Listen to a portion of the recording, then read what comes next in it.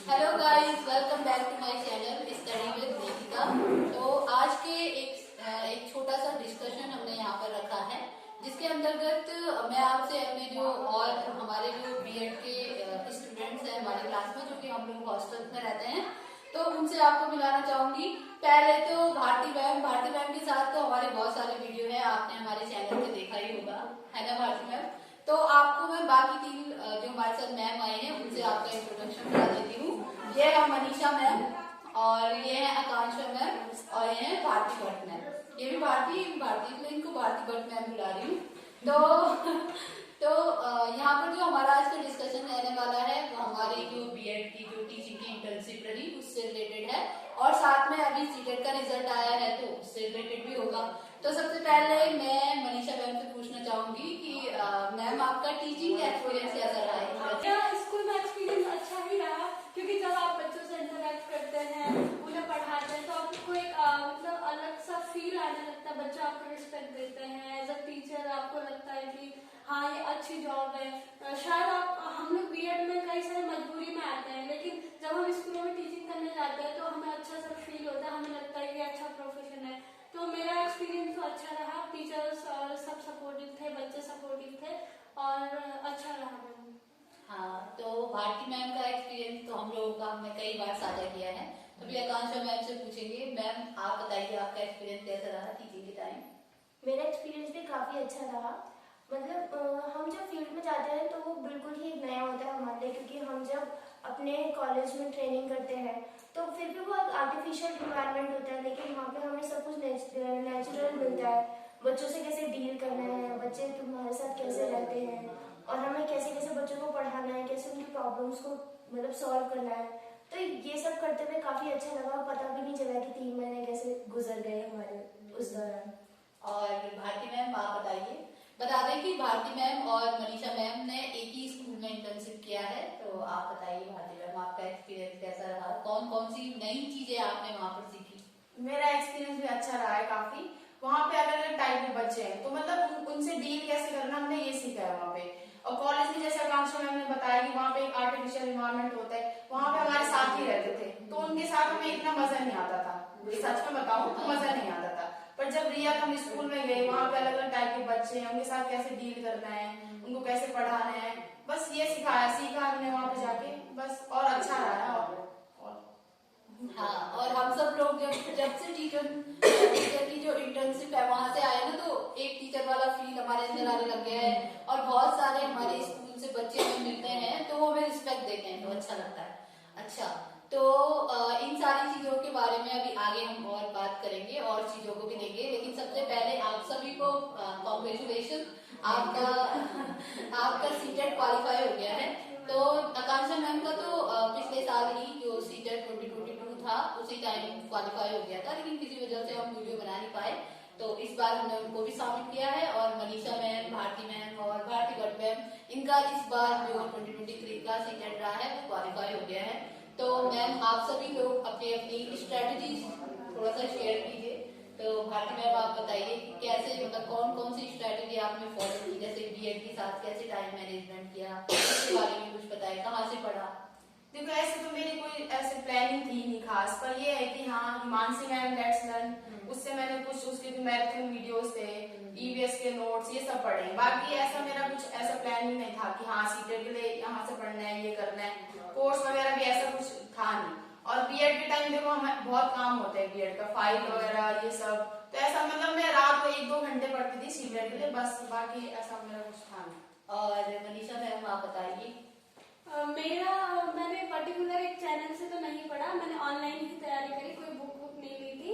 और ऑनलाइन मैंने सीडीपी और ये सारी चीजें तो मैंने ऑनलाइन पढ़ी। मैंने सचिन सर की मैराथन देखी है और हिमांशी मैम की लेट्स लर्न की मैराथन देखी है। मतलब जैसे एवीएस के लिए मैंने सचिन सर की देखी है, तो कुछ सीडीपी की वीडियोस मैंने हिमांशी मैम से देखी है। तो मैंने पर्टिकुलर एक चैनल से पूरा नहीं देखा, दोनों से देखा, लेकिन मैं सजेस्ट करना चाहूंगी कि आप जिसको भी देखें पूरा एक चैनल का ही देखें, तो बेटर समझ में आ जाता है।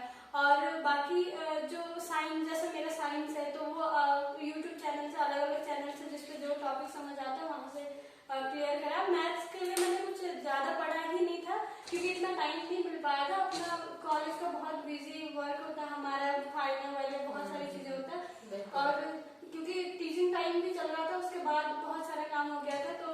ऐसा मैं कोई प्रिपेयर नहीं कर पाई थी, पर ऑलमोस्ट मैथ्स ठीक ही रहा था वैसे। और बाकी तो मैं बोलूँगी गूगल वगैरह से भी पढ़ सकते हैं। आप तब तक याद कीजिए, हम मैम से बात करते हैं। तो मैम आप बताइए, आपने कैसे तैयारी की? अभी जो हिमांशी मैम का जो रेक्सलेंट का चैनल है उसे फॉलो किया था, उनकी जितनी भी मैराथन्स उन्होंने अपलोड की थी वो सब देखी। और जैसे कि जो पेपर फर्स्ट होता है उसके लिए ईवीएस नेसेसरी होता है, तो उसके लिए मैंने कोई भी टेक्स्ट बुक नहीं पढ़ी, जो भी मैम ने टेलीग्राम में नोट शेयर किए थे मैंने उन्हीं से पढ़ा। और जो सेकंड पेपर होता है तो दोनों में सीडीपी और इंग्लिश हिंदी तो कॉमन था, तो उसके लिए तो मैंने मैम को ही फॉलो किया और कुछ अलग से नहीं पढ़ा।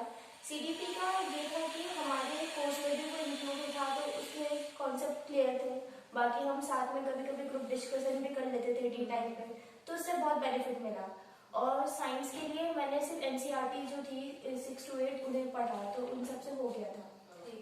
और भारती मैम, क्योंकि अब देखो भारती मैम आपको एक नया एक्सपीरियंस देगी, क्योंकि पिछली बार जो हम अनिल सर के साथ डिस्कशन लाए थे वहां पर भी हम दोनों ही साइंस बैकग्राउंड से थे, और हमने आपको कुछ ऐसा ही बताया होगा साइंस के बारे में कि साइंस कहाँ से पढ़ी हमने। अब वैसे ही मनीषा मैम ने बताया, आशा मैम ने बताया, भारती मैम ने बताया, क्योंकि हम सारे साइंस हमने पढ़ा। क्योंकि 6 से 8 आपको पता होगा जो सीटेट पेपर 2 होता है उसमें मैथमेटिक्स और साइंस होती है साइंस वालों के पास, लेकिन मैम का एक अलग एक्सपीरियंस होगा क्योंकि मैम की सोशल स्टडी है, तो वो आपको उस फील्ड में भी गाइड करेगी। तो मैम आपका जो फोकस रहेगा वो सीटेट का जो पेपर 2 है वो सोशल स्टडी आपने कहाँ से तैयार किया?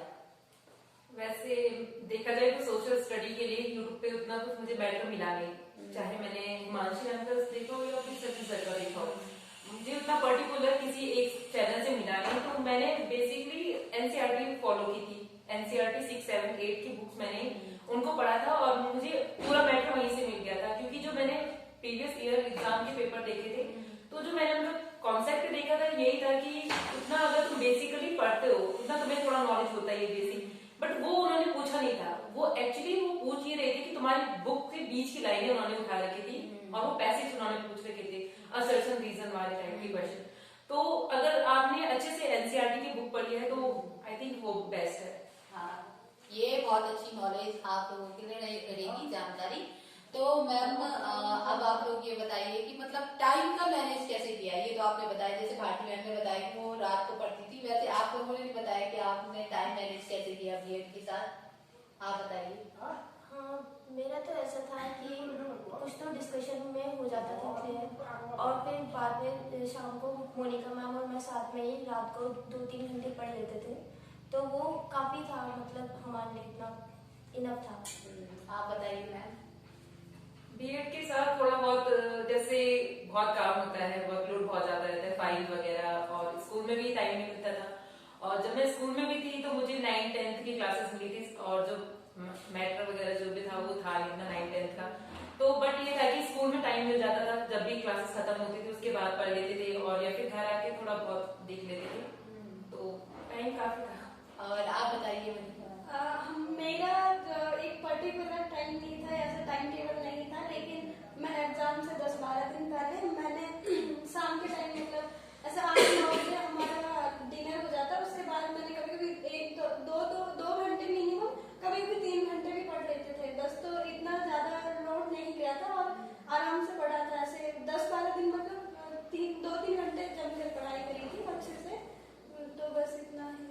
हाँ, और मेन चीज ये भी है कि अब जैसे हमारा बीएड का कोर्स है, जैसे हम फर्स्ट सेम का देखें, चाइल्डहुड एंड ग्रोइंग अप, अगर कोई इसके कॉन्सेप्ट भी अच्छे से पढ़ ले तो वो पेडागोजी से सीख सकता है। जैसे फर्स्ट सेमेस्टर में जो साइकोलॉजी वाली बुक है, चाइल्डहुड एंड ग्रोइंग अप वाली, उसमें से बहुत कुछ आता है, वो चाहे यादें हो या फिर जैसे थ्योरीज वगैरह है, तो वहाँ से भी। तो मेन चीज यही है ना कि बीएड के साथ साथ ये सारी चीजें क्वालिफाई करना, मतलब एक अच्छा लगता है कि आपका बीएड भी पूरा हो रहा है और सीटेट भी आपने जो मेन पार्ट जो क्या है एलिजिबिलिटी टेस्ट है टीचर बनने के लिए, वो भी आपका कंप्लीट हो रहा है, आप क्वालिफाई कर पा रहे हैं। तो ये अच्छी बात है कि आगे जाकर के आप और मेहनत कर सकते हो, चाहे प्राइवेट सेक्टर में आप जाओ या गवर्नमेंट सेक्टर में जाओ।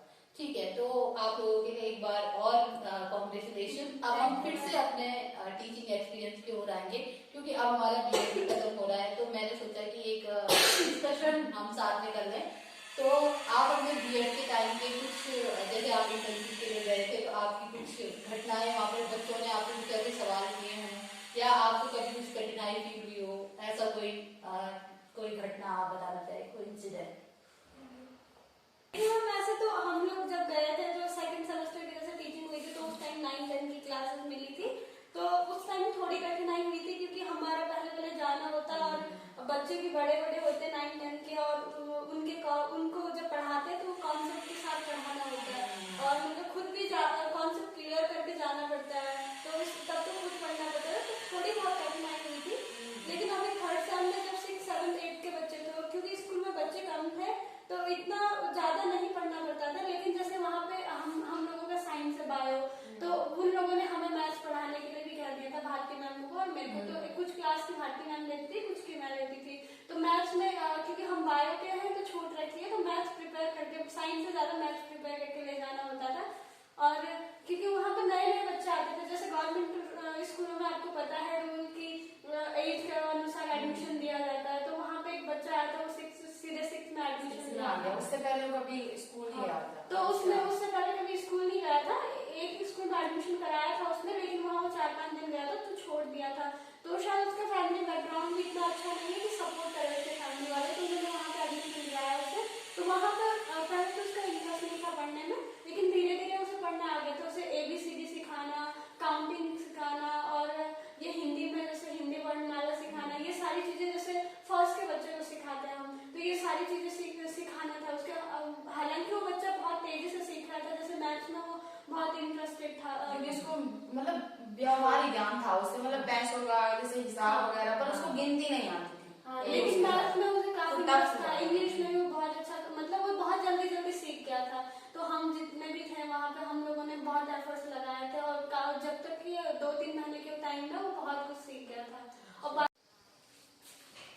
तो बहुत अच्छी बात मैम ने बताई, आपने जो भी इंसिडेंट था, आप सही कह रहे हैं, मतलब बच्चे को हम एकदम से जैसे 6th क्लास में अगर लाए हैं तो होता ही है, लेकिन किसी बच्चे की जो कैचिंग पावर होती है बहुत अच्छी होती है, मतलब किसी भी कंटेंट को बहुत जल्दी से कैच कर लेता है, तो ये सारी चीजें आप लोगों को देखने को मिली। और आप मैम, आप कोई एक्सपीरियंस अपना शेयर करना चाह रहे हो बच्चों के साथ का?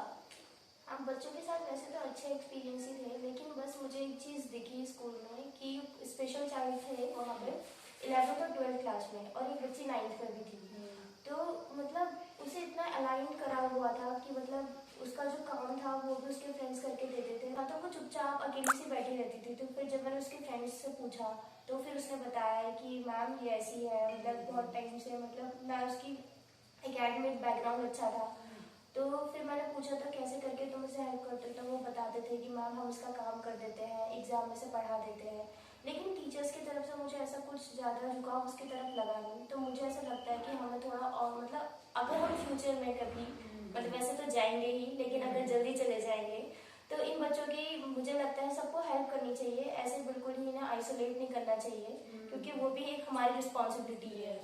और बीएड में तो इंक्लूसिव एजुकेशन का जो एक नया पेपर है उसको भी ऐड किया गया, जब से बीएड 2 साल का हुआ, तो मुझे लगता है कि सही है, मतलब है ना, तो हम लोग मतलब इस स्ट्रेटेजी को यूज कर सकते हैं कि अगर हम इंक्लूजन की बात करते हैं तो सही में वो फील्ड में लागू हो रही है कि नहीं, और अपने लेवल से हम कोशिश पर मैम मुझे ये लगता है कि मतलब टीचर को एक मतलब अलग से ऐसे ट्रेनिंग देनी चाहिए इसमें, मतलब ऐड कर देना चाहिए कि स्पेशल चाइल्ड को भी कैसे ना, क्योंकि वो नॉर्मल चाइल्ड को ही हमें हैंडल करने में बहुत डिफिकल्टी होती है, तो स्पेशल चाइल्ड के लिए कुछ ऐसे ट्रेनिंग मतलब कुछ और अच्छा कर सकते हैं बीएड में, तो उस हिसाब से और अच्छा हो जाएगा ना। बिल्कुल बिल्कुल।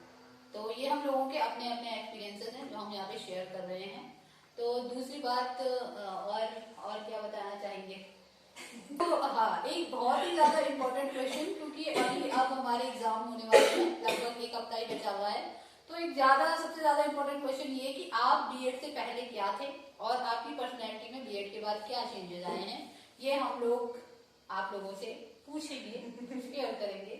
तो आप बताइए, बताओ भारती मैम, आप बताओ। बीएड में आने से पहले तो मैं बीएड में आना नहीं चाहती थी, क्योंकि मुझे आगे और कुछ करना था, बट ये आ गई। बट जब मैं यहाँ आई तो मुझे उतना एक्सपीरियंस नहीं था, मतलब दोस्त वगैरह भी नहीं थे। बीएड में जैसे आगे जाके हर चीज करनी पड़ती है, तुम्हें कॉन्फिडेंस नहीं रहता है उतना। भले जब मैंने पीजी किया था तो वहां भी हम सेमिनार वगैरह करते रहते थे और होता था, बट यहाँ मुझे थोड़ा ज्यादा बच्चे थे, फिर अलग अलग जगह से सब, थोड़ा मुझे कॉन्फिडेंस नहीं होता था आगे जाके कुछ भी मतलब ब्लैक बोर्ड पे जाके आगे पढ़ाने का, या फिर आप आगे मंच पे जा रहे हो आपको बोलना है वहाँ।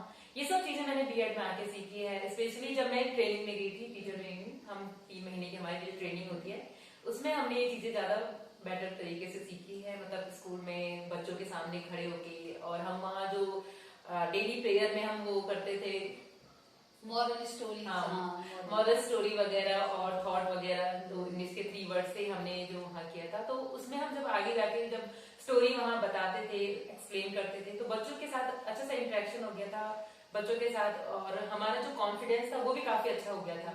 तो बीएड में मैंने सबसे मेन इंपॉर्टेंट यही रहा है कि हमारा कॉन्फिडेंस बहुत अच्छा हो जाता है, और हमें बहुत सारी चीजें सीखने को मिलती है। जैसे हम बहुत सारी कल्चरल एक्टिविटीज करते हैं ग्रुप में, बहुत सारी चीजें मतलब ग्रुप के साथ करना सीखते हैं। तो और कैमरे को कैसे फेस करना है।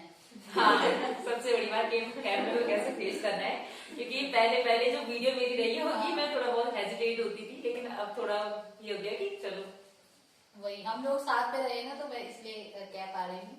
बाकी भारती मैम तो बहुत अच्छी अच्छी वीडियो बनाती है, ये हम सबने देखा है। हाँ, और आप बताइए कौशल मैम, आपका एक्सपीरियंस, मतलब आपने क्या चेंजेस आए हैं। चेंजेस, हाँ पहले मैं स्टार्ट करती हूँ। बीएड में जब हम पहली बार आए थे तो मतलब ग्रेजुएशन के बाद आए थे, तो ग्रेजुएशन में तो हम बहुत फ्री रहते हैं, कोई हम पे कंट्रोल नहीं होता, मतलब हमें कोई अथॉरिटी नहीं होती हमारे ऊपर कि जो कंट्रोल करे। बट जैसे हम बीएड में आए तो हमें थोड़ा रेस्ट्रिक्टेड फील हुआ कि हमें एकदम डिसिप्लिन में रखा गया है कि तुम्हें इतने टाइम पे आना है, इतने टाइम पे तुम्हें अपनी क्लासेस लेनी है, असाइनमेंट सबमिट करना है। तो मतलब वर्कलोड भी ज्यादा हो गया, और साथ में हमें ऐसा लगता था कि हमारे टाइम का पता ही नहीं चल रहा है, बस ऐसे ही चले जा रहा है, हम कुछ एक्स्ट्रा कर ही नहीं पा रहे हैं। लेकिन धीरे धीरे वो हमारी हैबिट में आता रहा, और बाकी बाद में सब कुछ मैनेज हो गया था। बाकी फिर ये है कि हमारी जो टीचिंग है जो होती है उसमें तो हमारी पर्सनालिटी डेवलपमेंट हो ही जाता है। तो पर्सनालिटी में ये है कि हम पे कॉन्फिडेंस आ जाता है, बातों को शेयर कैसे करते हैं, कैसे कम्युनिकेट करते हैं, ये सब चीज़ें हमने सीखी है यहाँ पे आके। और बस अब जब बीएड खत्म हो जाएगा तो शायद हम यही सब मिस करेंगे यहाँ पे। बिल्कुल बिल्कुल, आकांक्षा मैम ने बिल्कुल ठीक कहा कि जब हम शुरुआत में आते हैं ना तो हमें फील होता है कि हम कुछ नहीं कर रहे, मतलब है ना, क्योंकि हम तैयारी भी नहीं कर पाते किसी गवर्नमेंट एग्जाम की या ऐसे कुछ। अपना हम बीएड में ही लगे हुए हैं, कभी टीचिंग के लिए जा रहे हैं, कभी पेपर के लिए जा रहे हैं, कभी फाइल बना रहे हैं। लेकिन अब जब धीरे धीरे मतलब अब एंडिंग हो गई है ना चीजों की, और हमें प्रेजेंटेशन देने होते हैं, तो हमें कोई हेजिटेशन नहीं रह जाता। और मुझे लग रहा है हम सभी का जो इस टाइम का सेशनल रहा है वो भी बहुत आराम से निपट गया है ना। जैसे जब हम शुरुआत में आए थे तो बहुत हेडेक लेते थे, स्ट्रेस लेते थे, सेशनल हो रहे हैं, अब हमने जो भी अंडरस्टैंडिंग हमारी बनी, जो हमने क्लास में पढ़ा, अपने अंडरस्टैंडिंग के उससे हमने लिख दिया है ना, उतना हमें कुछ को ये चेंजेस अब धीरे धीरे हमें लग रहे हैं। तो आप बताइए मनीषा मैम, आपने क्या चेंज आए, कुछ यूनिक सा चेंज बताइए आप। यूनिक सा बीएड, क्योंकि बीएड का मेन सभी में मुझे लगता है कि कॉन्फिडेंस तो होता ही होता है, मतलब हेजिटेशन दूर हो जाती है। ऐसा भी होता है कि जैसे हम ग्रेजुएशन में थे तो उस टाइम तक हम फ्री रहते हैं, कुछ नहीं होता। जैसे हम इधर आते थे कि प्रॉपर ड्रेस कोड, प्रेयर करना, न्यूज, जीके, थॉट, ये सारी चीजें, क्योंकि ग्रेजुएशन में हम छोड़ देते हैं, वहाँ पे हमारे लिए कंपलसरी नहीं रहता कि जैसे मैं 12th तक मतलब बहुत पार्टिसिपेट करती थी, लेकिन ग्रेजुएशन में छोड़ देते हैं। तो जैसे इधर आते हैं बीएड में, तो बीएड में कंपलसरी हो जाता है हमारे लिए कि कुछ ना कुछ पार्टिसिपेट करो, तुम कल्चरल प्रोग्राम कर रहे हो, आर्ट कर रहे हो, कुछ भी कर रहे हो, लेकिन पार्टिसिपेट करना जरूरी हो जाता है। तो ये सारी चीजें सीखी कि पहले ऐसा होता था कि मतलब हमारे लिए हेडेक हो गया था कि ये जरूरी है क्या पार्टिसिपेट करना, लेकिन धीरे धीरे हमें इंटरेस्ट आने लगा, और एक हम ना स्कूल वाला फील आता है इधर, जैसे हम 12th तक रहते हैं वैसे ही रहते हैं, क्योंकि प्रॉपर प्रेयर वगैरह ये सारी चीजें होती है। तो एक पर्सनालिटी डेवलपमेंट होता है, कॉन्फिडेंस बढ़ता है। जैसे आगे जाने के लिए सबको हेजिटेशन होता है, तो क्योंकि हमारी क्लास इतनी बड़ी होती है, इतने बच्चों में जब हम आगे जाते हैं तो हमें कहीं के लिए भी हेजिटेशन नहीं रहती हमारी।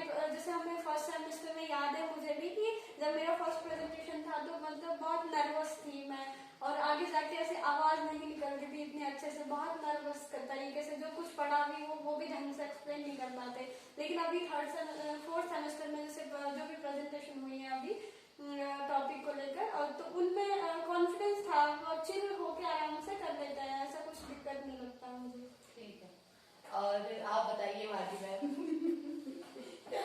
बात में हम मतलब बहुत मजाकिया मिजाज की है। इस टाइम चुप हो रखी है। मेरे अंदर बहुत चेंजेस हुए हैं। मैं बताऊं, मैं मतलब कभी स्कूल टाइम में मैंने कभी स्टेज पे आज तक गई नहीं, मतलब कभी कोई स्पीच या कैसे बोलना है, मतलब मेरे को बहुत नर्वसनेस फील होती थी। अभी भी मुझे मतलब ऐसा है, पर बीएड में आके ऐसा है थोड़ा कॉन्फिडेंस की कैसे बोलना है, क्लास के सामने आगे जाके टॉपिक पढ़ाना या कुछ भी बोलना, मतलब इससे ये हुआ है कि कॉन्फिडेंस आया है। ठीक है, और मुझे लगता है मतलब बीएड एक ऐसा प्रोग्राम है जिसमें टीचर को ट्रेन तो करते हैं, पर मतलब ये भी हमें सीखने को मिलता है कि टीचर को क्या होना चाहिए, हर चीज का नॉलेज होना चाहिए। अब जैसे मैं साइंस बैकग्राउंड से हूँ, तो मेरा ये है कि सब्जेक्ट साइंस है, पर नहीं मुझे फिलोसफी पढ़नी है, साइकोलॉजी पढ़नी है, मतलब टीचर को हर चीज का नॉलेज होना जरूरी है। बस मेरा एक्सपीरियंस यही अच्छा रहा।